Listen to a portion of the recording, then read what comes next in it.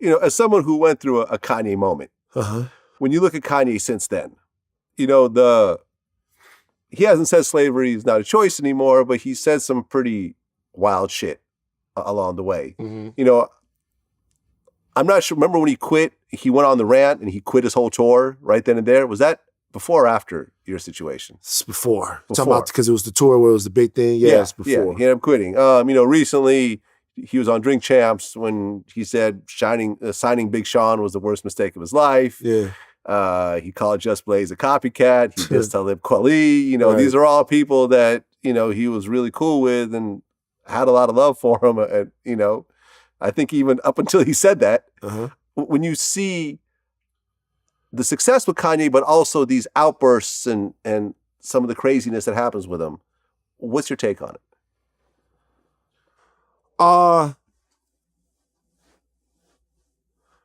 So here's the thing. I think that I've gotten to a place of peace with Kanye. And that seems like a big fucking statement. Who the fuck gives a fuck what I think about Kanye? But I think for me personally, I try to dig through the shit to get the jewels now. And I guess the question that I ask myself when I do it is it worth digging through the shit to get the jewels? Because for some people, for a lot of people, it's worth putting up with their shit to get to the jewels that are in the shit. Because all that shit about Sean, all of that shit about John Legend, all of that shit about Talib, all of that's nothing. That's like a completely different thing. Those are great guys. Like that has nothing to do with anything. That's just him being on his shit and doing his thing. There are amazing ideas that Kanye West has, obviously, because he's a transcendent talent and a visionary creative. But then there are some things that are as common as the code. There are some things that are just have to do with the perception that he has of himself. There are some things that have to do with how people treat him. How many times in that interview did Kanye talk about the fact that people wanted a different version of him that he never felt like he measured up to, that Tata would look at him crazy, or that like he never felt like he was one of the gangsters. He wasn't gangster enough. He wasn't this enough. Like, that affects a person. And sometimes what drives people to be great is the idea that no one accepts their greatness. So you have to be greater and greater and greater and greater until they can't help but accept your greatness. I think that's part of what has pushed Kanye West to be who he is the fact that, 6 or 7 years ago, he was getting on interviews and mentioning fashion guys that we had never heard of before in our lives and saying these people won't let me in. And they didn't let him in. They didn't let him in until he kicked down the door doing exactly what he does and didn't just let himself in, but built his own shit, and that's a hell of a lesson for you to take. I think the one thing that troubles me about Kanye West is something that I see from people all over the place now, is that Kanye talks about free speech, right? He talks about the fact that he should be able to say whatever he wants to say. And that's true, right? He should be able to say whatever he wants to say, and he does say whatever he wants to say. But he doesn't seem to like other people's free speech very much. And there's something that I look at this, is that Kanye doesn't want free speech. What he actually wants is white speech. And let me tell you what I mean by that. So free speech is you say what you want to say, then they don't come put you in jail, and they don't kick you in your ass.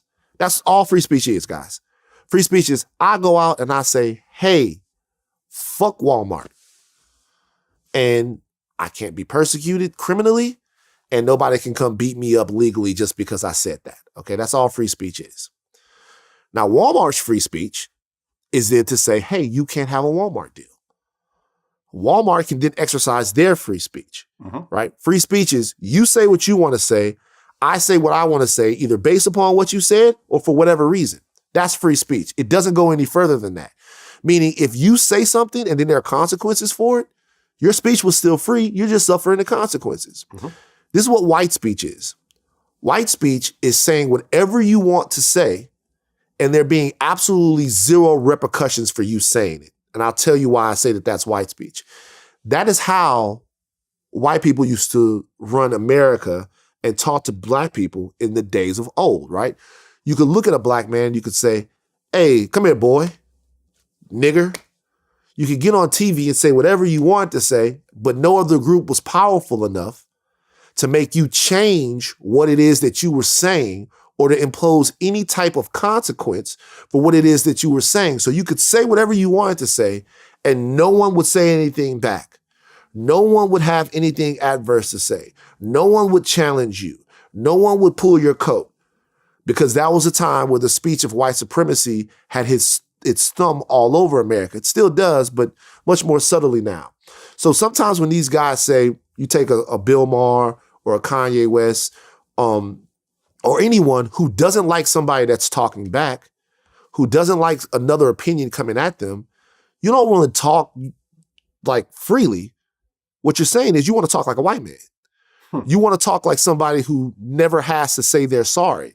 You want to talk like you want to be able to say shit and have people just have to take it for years and years and years and then never come back at you, right?